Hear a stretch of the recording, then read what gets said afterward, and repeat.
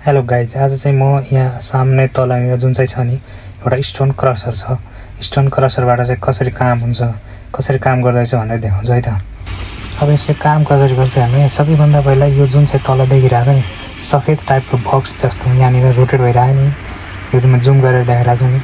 यसबाट यो आउँछ, यो जुन चाहिँ टिन सेट छ नि यहाँनिर, जो चाहिँ यो टिन सेट यो यहाँनिर आउँछ होइन। मैले जो जुम गरेर देखाएँ यताबाट चाहिँ फरक फरक साइजको जुन चाहिँ सेटहरू छ त्यो लगाइरहेको छ होइन। यतैबाट चाहिँ जति एमएमको गिट्टी निकाल्नु पर्ने हो, फरक फरक साइजको गिट्टीहरूको साइजको सेटहरू लगाएको छ अनि डस्टको सेटहरू लगाएको छ। त्यहाँबाट चाहिँ आफै फिल्टर भएर चाहिँ बाहिर चाहिँ डिपोजिट हुन्छ। भिडियोमा हेर्न सक्नुहुन्छ है बिस्तारै कसरी चाहिँ काम गरेछ क्रसरमा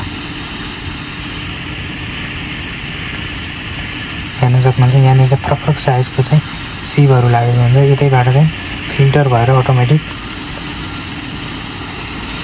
चाहिँ डिपोजिट हुन्छ, आफै रोटेट भएर। यहाँनिर हेर्न सक्नुहुन्छ, यहाँनिर चाहिँ डस्ट चाहिँ डिपोजिट भइरहेको छ।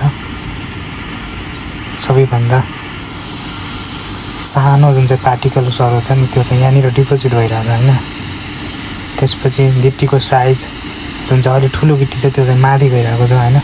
अनि त्यसपछि 10 mm 20 mm को गिट्टीहरू यतातिर आइरहेको छ, 40 mm को गिट्टी माथि गइरहेको छ। त्यसै गरी फरक फरक साइजको सिटहरूमा फरक फरक डाइरेक्सनमा चाहिँ डिपोजिट भइरहेको हुन्छ सबै।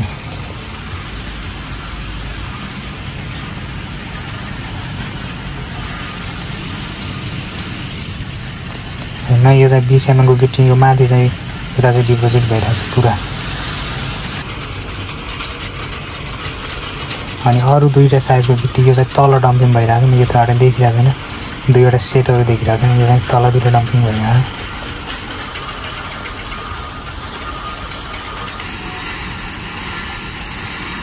हेर्नु यो डस्ट कसरी चाहिँ फिल्टर गरिरहेको छ। अब यो चाहिँ मैले माथिबाट चाहिँ गर्दाखेरि यो सबैभन्दा ठुलो साइजको गिट्टी यता चाहिँ उत्पादन भइरहेको छ, तलबाट माथि जुन आइरहेको छ। अनि यतैबाट यो जुन टिन सेट छ यो टिन सेटबाट पनि बाट चाहिँ लोड भएर तल जान्छ। जुन चाहिँ मैले सफेद बक्स देखाएको थिएँ नि त्यो, यो चाहिँ नयाँ क्रसर आज स्टार्ट भइरहेको छ जुन चाहिँ चेन देखिरहेको थियो अहिले भर्खर।